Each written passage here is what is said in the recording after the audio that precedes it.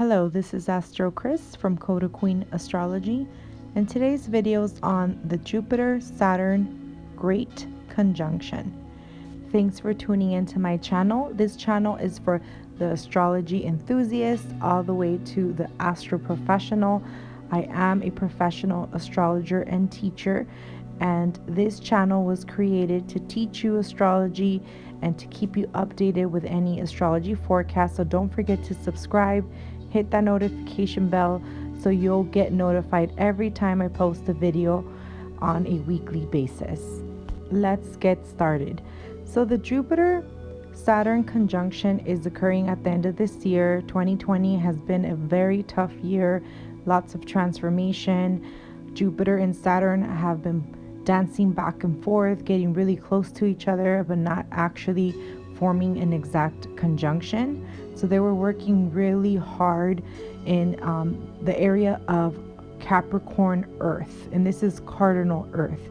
So something needed to change in regard to material. Earth rules material, and Capricorn energy rules cardinal Earth. So starting new ventures, starting a new perspective, and this is all in the area of Capricorn.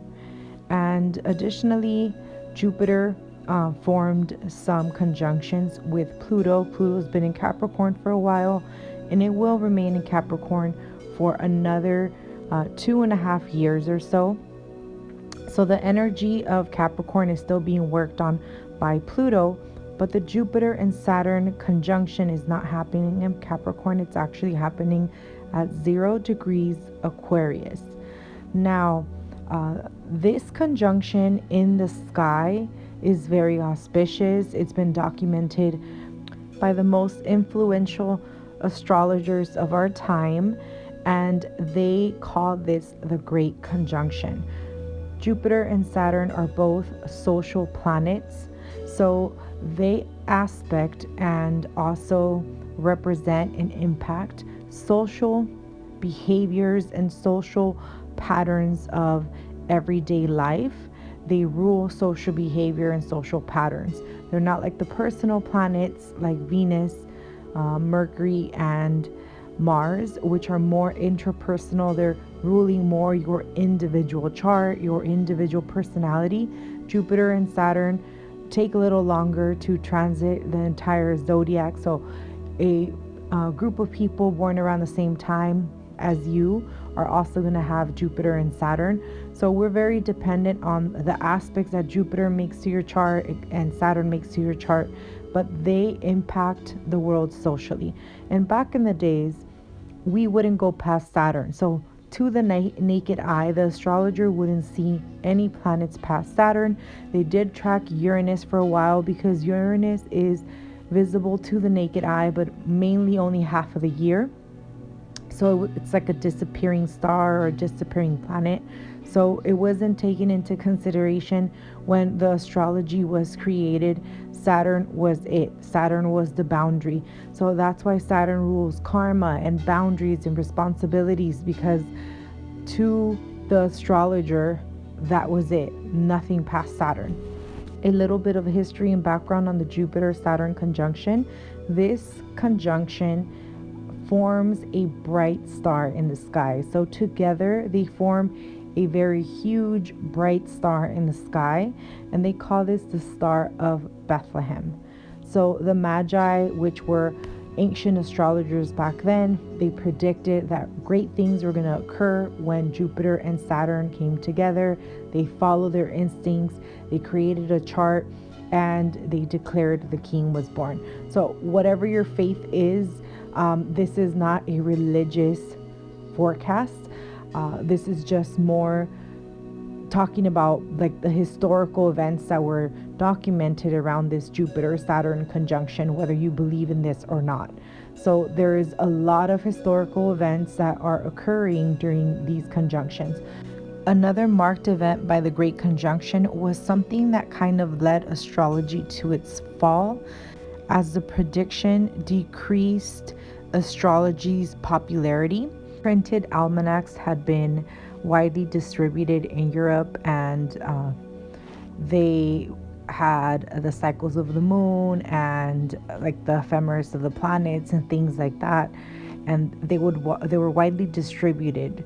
So because of the massive flooding of print, the information in regard to the astrologers' predictions was spread out everywhere, and they predicted that the Jupiter-Saturn conjunction in the sign of Pisces was going to cause great floods. And the reason being because the personal planets and the sun were all going to be conjuncting in the sign of Pisces. As you can see here in this chart, I show you how Mercury's in Pisces, the sun's in Pisces, Venus is in Pisces, Mars is in Pisces, Jupiter and Saturn are all in Pisces, forming a huge stellium. The only one not being in Pisces is the moon. Now there is contradictions on the day and when the exact conjunction occurred. So it looks like it occurred January 30th of 1524, but there's also a discrepancy on the planets in Pisces. Actually, all the planets entered Pisces February 13th of 1524.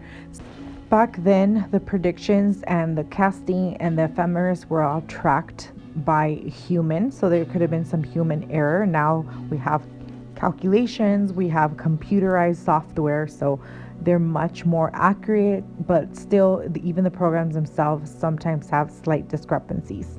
So based on historical facts, during that year, there was a lot of rain, there was a lot of water, so it was a very wet year, but there was nothing such as the predictions of a great flood. They were comparing this to like Noah's Ark flood, and everyone was terrified and scared.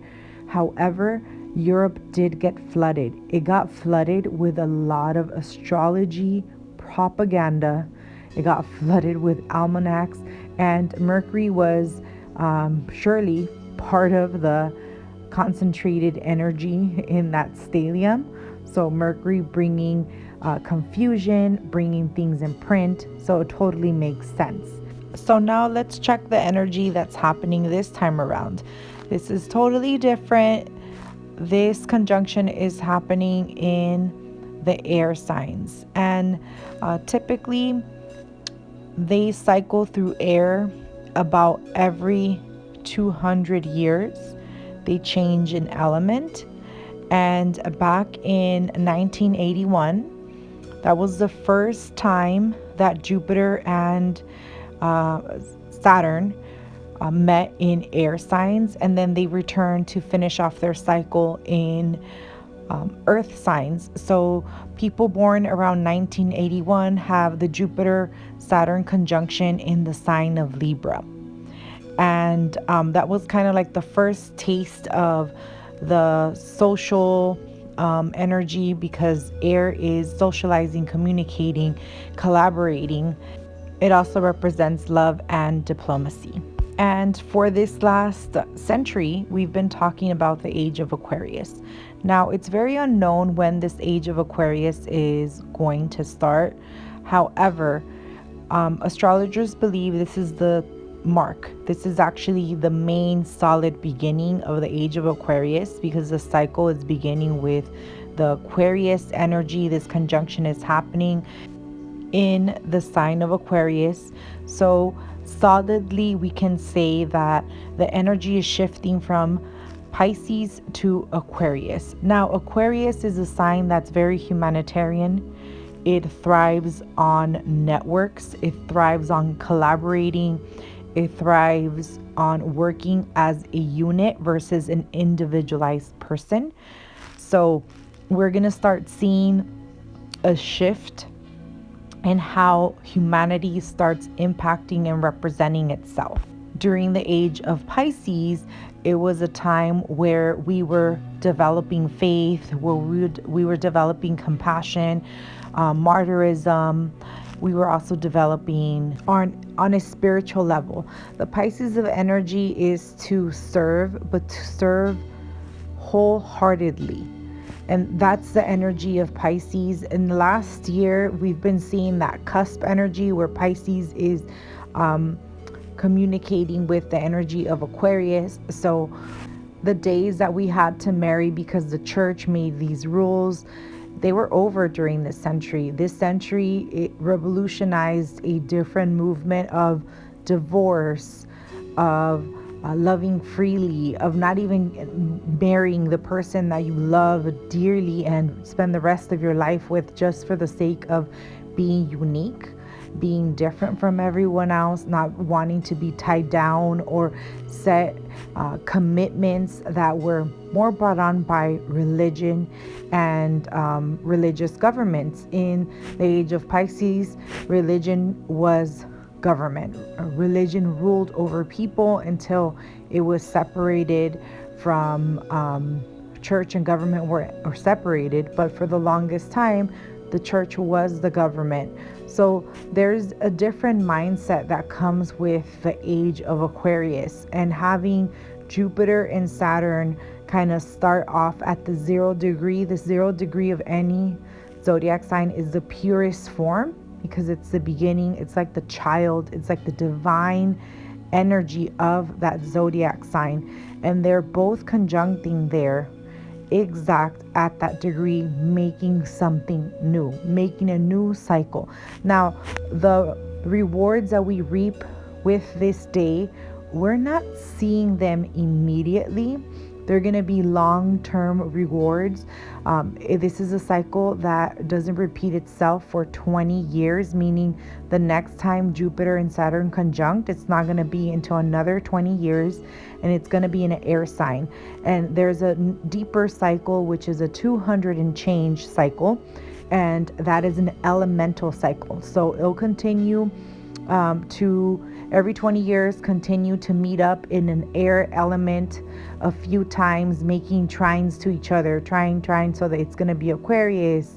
And then from there, I believe it's Libra. And then we go to Gemini, and it starts bouncing back and forth for 200 and something years until it changes to a different element. So during that time, we develop a lot as a society. We are going to evolve as a society, but with the energy of Aquarius. So technology, sciences, more individualized type of thinking, more genius type of thinking.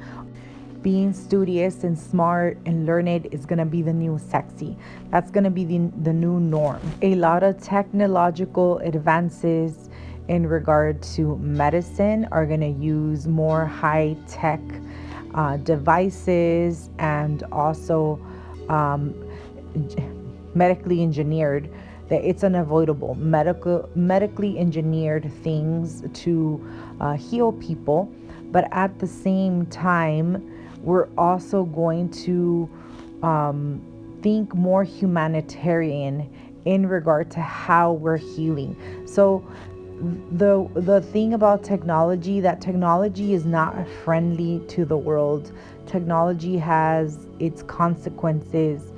But at the same time, if this technology is being used to assist, if maybe this technology is being used to think outside the box and solve issues of world hunger, solve issues of pollution, solve issues of cleaning the waters, solve the issues of overeating or overindulgence of materials and plastics, then that's good.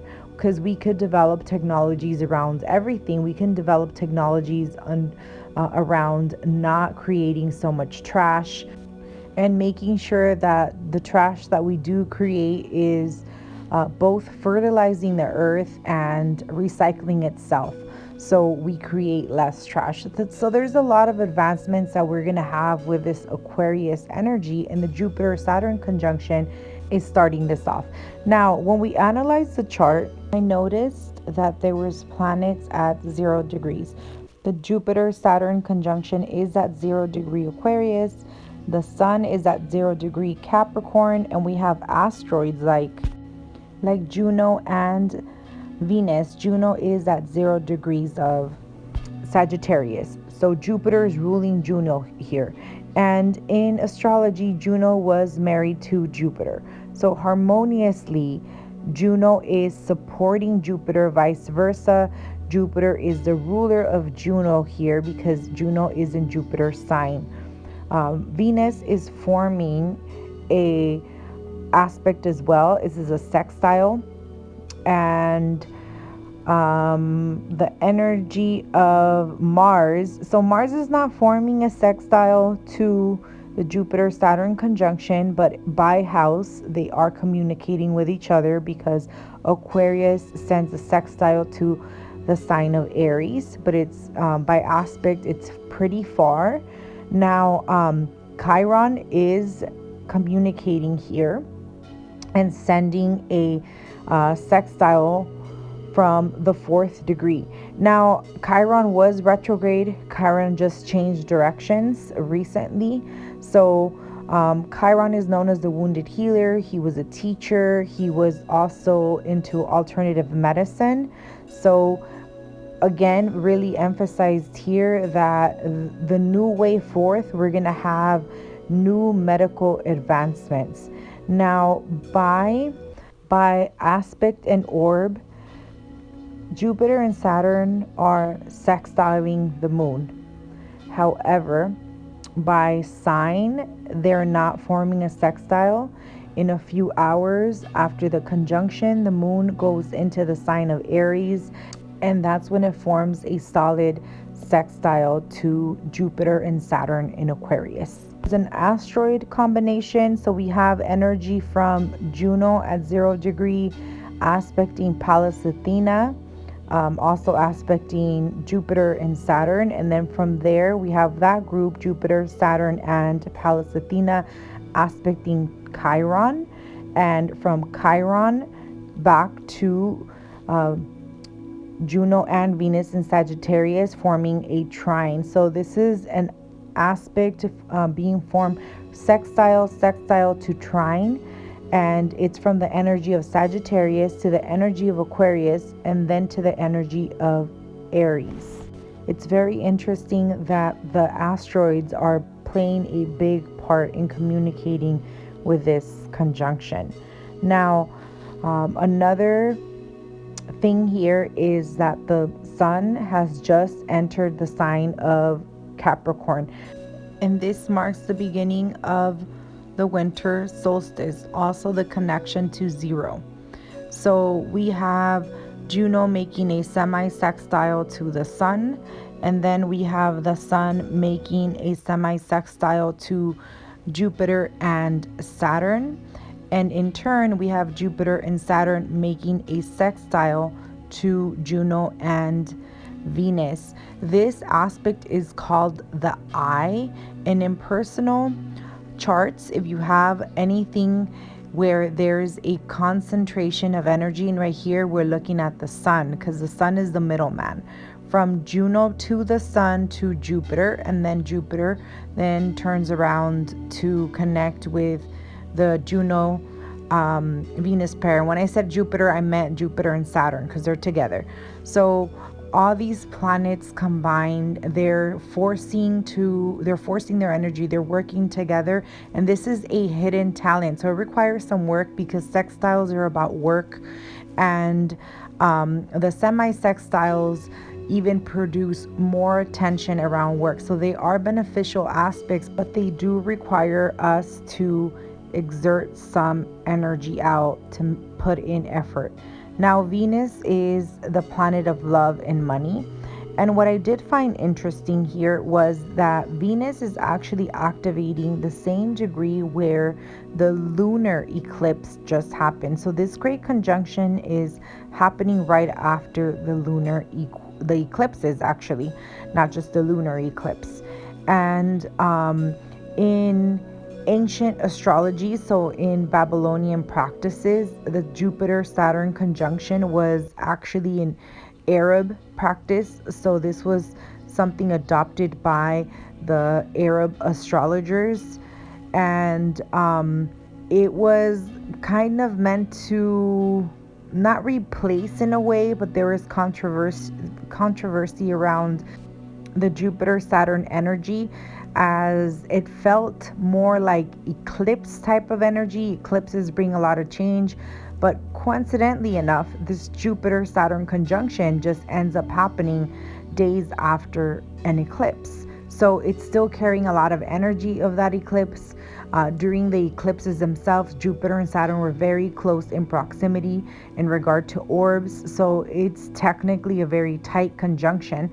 But the exact meet, 2 degree and minute, is not until December the 21st. Activation of certain points in configurations that were very powerful, such as an eclipse, and then such as this Jupiter-Saturn conjunction, are highlighted here because we have Venus at 7 degrees of Sagittarius, and the lunar eclipse occurred at 8 degrees of Sagittarius, and then the moon was at 8 degrees of Gemini. So Venus is now activating that point where the sun was located, and it's actually very close to the great attractor. The great attractor is somewhat some type of energy like the galactic center. So they're both black holes, and right here Venus is not super close to the great attractor because it is at 13 degrees, but eventually after the great conjunction she's going to pass through those degrees and activate the great attractor. So something around money, something around love, and also expansion. Venus right here is expanding on that. So in regard to foreign affairs and money, we're going to see a lot of activity because Venus right now is highlighting, hey, we had a lunar eclipse here, but I'm being part of this activation and I'm activating this degree. I also noticed another repeat of this energy, which was the part of fortune and Mars. Now they're kind of swapping places. In the lunar eclipse, we have Mars at 16 degrees, and then we have the part of fortune at 19 degrees. In this chart, we have the part of fortune at 15 degrees, so it's a degree off from Mars, and then we have Mars at the 23rd degree, which is a few degrees off from the part of fortune, but they swapped in place, so that's also being activated. It's calling something. The part of fortune is a calculation that we get based on the ascendant, based on the sun and the moon. And you'll need to adjust this to your location. I am an astrologer based in the Los Angeles area, so I casted this mundane chart for the Los Angeles area.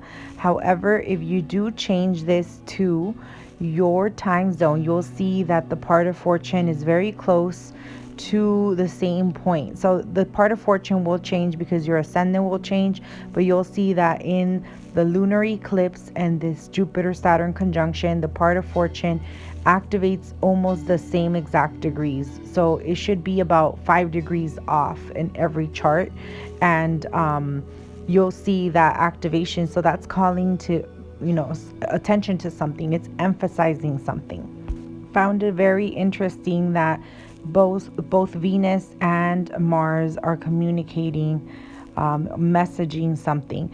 Now Venus and Mars are forming a trine. They're still a little far apart. The energy is pretty spread out, but eventually Venus is going to form a trine to Mars, and that's going to be very harmonious. Mars is finally going to make its way out of the sign of Aries, and Mars actually had retrograded all the way to the 15th degree, and here he's still in his shadow phase. He hasn't reached the 28th degree, which is the furthest point that Mars reached before going retro. So he's gonna clear his retro date on January the 2nd, and this is shortly after the new year. So Mars is moving forward and conquering new territory, but still working out issues and things that occurred during the retrograde period.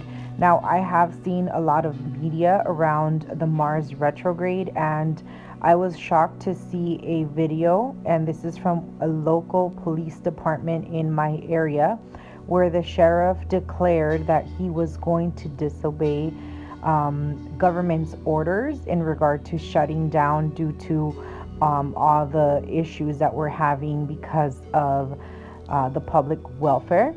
So I was actually shocked to see that it was a public reply from one authoritative institution to a higher authoritative institution, letting them know that they're not complying because of the fact that these actions are going to hinder people's livelihood and in regard to attaining a secure, stable way of earning money because they're closing down businesses. In addition to he's stating that the government is telling the people one thing and they're doing something else, such as sending their children to private schools because they afford the private school education, and having the lay people struggle and not being able to work because the children are not back in school. So where I'm from in California,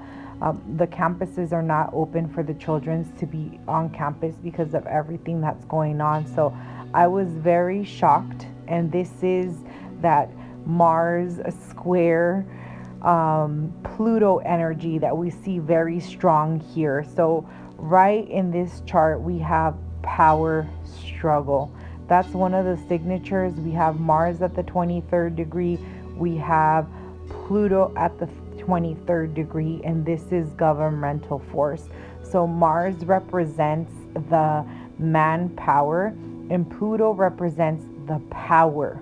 So very displayed, and this literally happened yesterday that I saw this, and I'm filming this on the 7th of December. So very interesting to see this energy play out. Lastly, I did want to point out that most of the planets are being ruled by Jupiter and Saturn. And we'll start with Juno. Juno, Venus are in the sign of Sagittarius, which is ruled by Jupiter. And then we see the Sun and Mercury in the sign of Capricorn, which is ruled by Saturn. And Pluto is also in the sign of Capricorn. Then we have Jupiter in Aquarius with Saturn, and Jupiter is ruled by Saturn. We also have Pallas Athena, so Saturn is ruling Pallas as well.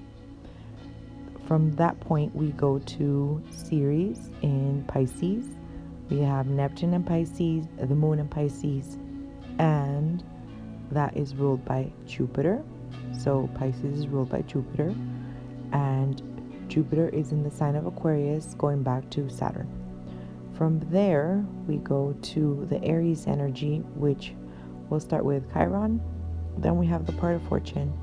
Then we have Mars, and all those are ruled by Mars. So Mars is in its rulership, not under the command of Jupiter nor Saturn.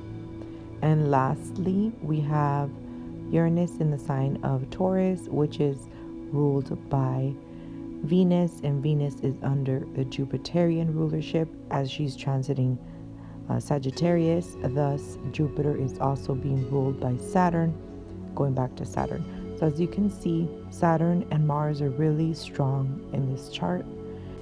By house, they have a harmonious sextile. However, Mars will move out of the sign of Aries before Saturn can form a sextile to Mars. So it's not going to be a perfected Aries Aquarius sextile. So overall, right here, what's going on is we're going to start seeing the restructuring of old paradigms, of old authoritative systems. And it's not that they're not going to continue, they will, but they're evolving. They're evolving with the energy of Aquarius. The energy of Aquarius is outside the box thinking. It's represented by the water bearer. And there's a few mythologies around the water bearer, but the one that I feel connects with me the most is the story of the Prince of Troy, Ganymede, who Zeus became infatuated with. Now, Juno was extremely jealous and she was upset over Zeus's infatuation. And in mythology, Zeus is a lover of love, so it does not have a preference whatsoever. Now, in the mythology of Aquarius, how Ganymede became the water bearer was that Jupiter became infatuated with him. He thought he was handsome and he believed he would be the perfect water bearer. There is an eagle involved in which was always surrounding Ganymede, and he also had a golden cup.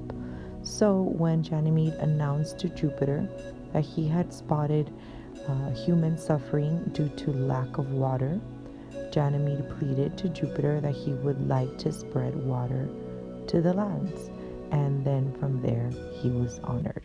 Well, symbolically, this means much more because the sign of Aquarius is to elevate knowledge, to think outside of the box.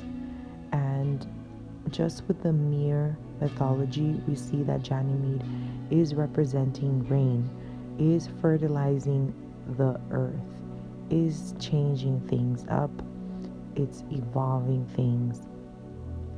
And water is knowledge. It's known that water carries memory, and air also is knowledge, as air moves the elements around in order for them to commingle. So without air, water would have not been able to move onto places on earth that are not close to water and they're dry, like deserts, etc. So with that cloud filtration system that Earth has delicately evolved and created, we're able to spread knowledge everywhere. And that is what connected with me with the sign of Aquarius. All in all, this is going to be a new beginning for everyone on different levels. We're going to see restructuring of definitely the education system. We have Mercury really close to the sun, so there's new beginnings around the Capricorn government and authority systems that we have. They're going to be evolving with higher tech, thinking outside of the box, more AI, more technology to evolve the old systems that are no longer going to serve us in the age of Aquarius. In addition, the people are also going to ask for this. The people want measures to be in place for certain things to no longer happen again. We have the moon very close to the sign of Neptune. Neptune rules infections. The moon in Pisces is very spiritual. So we do see that here in this chart, the people are requesting that the government has options for them so this can be prevented. So in the future, we won't see a world crisis that affects us on this level where it shakes up our security, it creates world havoc, and also destroys economic systems. Thank you so much for tuning in. If you like this video, please don't forget to subscribe, hit that notification bell, and let me know what area is the Jupiter and Saturn conjuncting in your chart. I am going to be hosting a webinar all about the astrology energy, the significance, things like that. That's going to be posted on my website and on the description below. It's going to be on December the 20th, 2020, and it will be available for purchase in the future. We will cover everything in regard to the major events of 2021. Additionally, build a vision board using your natal chart. So there's a specific strategy that I use. You tap into the strongest area when you're building that vision board, and I'm going to teach you how to do that during the webinar. Don't forget to check out these two videos on the solar eclipse and how it will be impacting you as eclipses are activated for 6 months. Happy New Year and enjoy. Be safe. Thank you.